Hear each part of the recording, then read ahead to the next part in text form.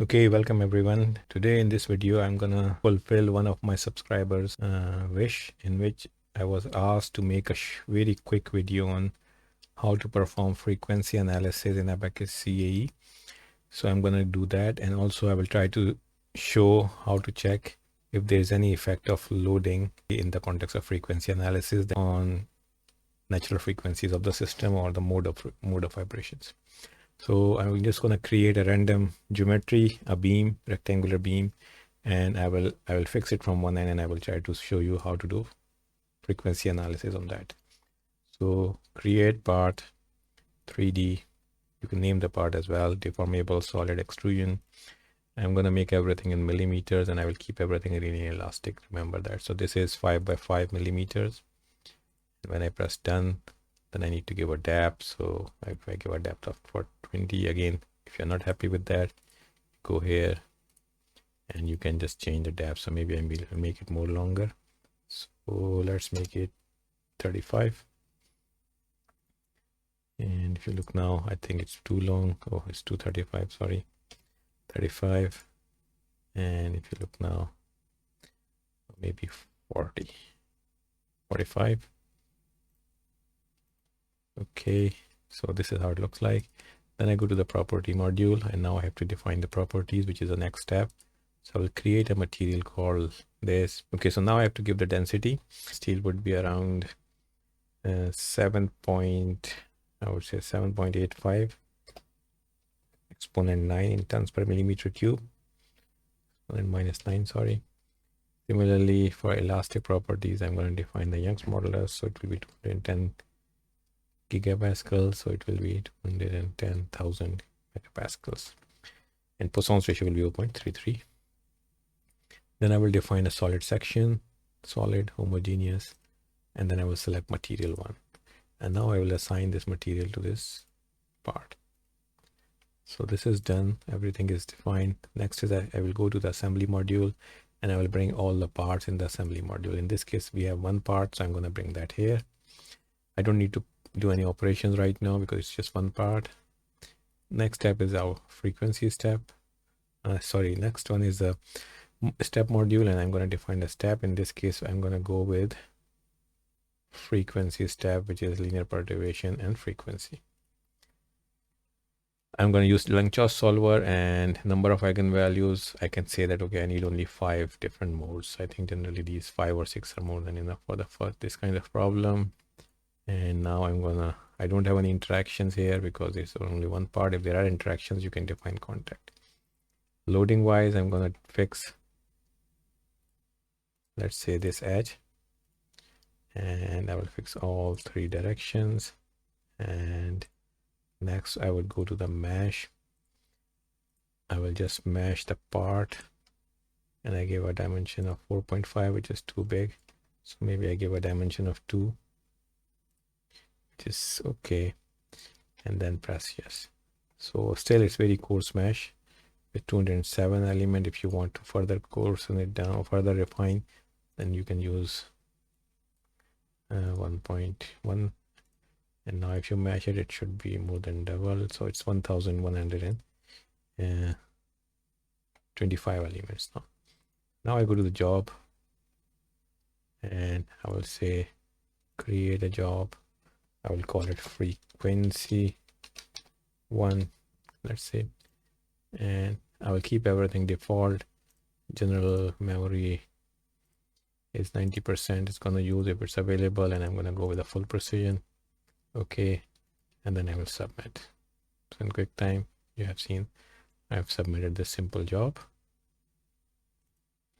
Monitor, and you can see how the monitor screen looks like. So it has started without any problem. Input file processor was successful, and the analysis has finished in quick time as well. So now if I press results, then I should be able to see in the contour plots different modes. So you see this is mode 1, which has a frequency of 2013, and this is a mode basically. So if you press this, and if you press this, sorry, Okay, this is showing the last one, but maybe I have to go first one. So this is the first 0 mode, then this is the first mode, which is 2013.7 hertz. Then the second mode is this one, which is very similar to the first mode. Then the third mode is this kind of mode, and the frequency is 11,900, which is pretty high. And this is the fourth one, which is in vertical direction. And this is the fifth one, where everything is twisting and exploding. So you see in the quick time, you can find out the natural frequencies of the system in different modes. Now, if we want to see the effect of loading, so I will go back to the loads and I will apply a displacement here first. So what I'm going to do now, I'm going to create an additional step here, create, and in this case, static general. I will create everything on. Normally, I prefer to have a larger number so that it doesn't stop. And initial increment size is 0.1, and maximum I am going to go for 0.1 as well. And then after that, it will go with this next step. So just to double check loading, we don't have any loading, but we had displacement and it is there, and we need to move it to the left. Create a displacement which is fixed in all three directions for the first step as well, because we don't want that. And we delete this one, because if we push it from that side, then we have to fix from this side. So then we will apply displacement on the other edge. I will just rotate this edge, then, and I will apply displacement in Z direction. And this will be, because the total length was 30, so let's displace it for 5 millimeters or something, and I give it a ramp.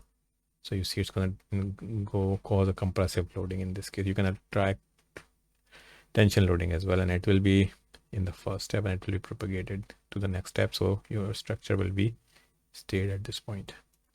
Next, I go job. I create frequency 2.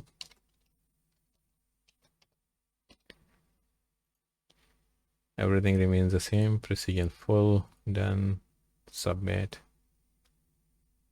Monitor.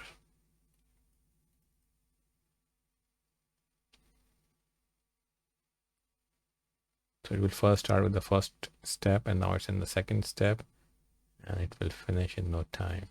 It's a very linear elastic model.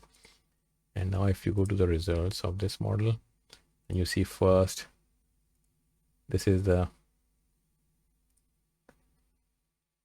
so this was the initial stage. Then after first step, it was compressed. Then the second step, this is the base state. Then this is the first mode. So you see, just because of the loading, your first mode has completely changed. So if I can bring a viewport on, so add a viewport, and then arrange the viewport vertically.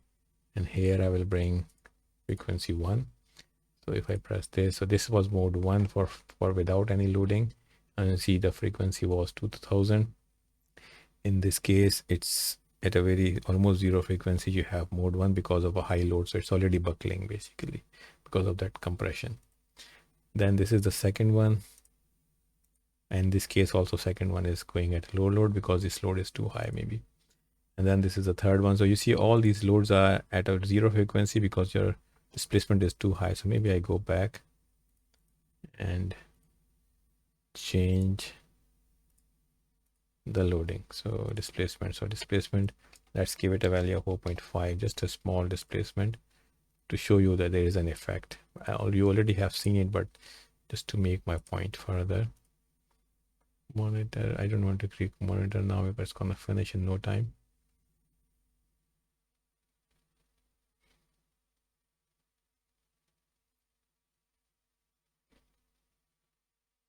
Completed results. So now if I press this, then this is the zero state. Then you compress it, so there is some displacement of 4.5. This is base state, and then this is again the displacement mode. And you can see the first few modes are at zero frequency because it is at that, but in this case it had some value. But mode 3 has 13,000, while in this case mode 3 was something like this, it was 11,000. So again, some modes have changed. So there is definitely an effect of preloading on your structure. So it is very important to account for that. Similarly, you can have two parts and you can create a soft contact, and if you again apply stresses, so based on the contact properties, again you will see some effects. So you can, again, I hope you can play around with that as well to investigate that. So I hope this answered the question of the subscriber. So see you in the next video with some interesting stuffs. Good luck and bye for now.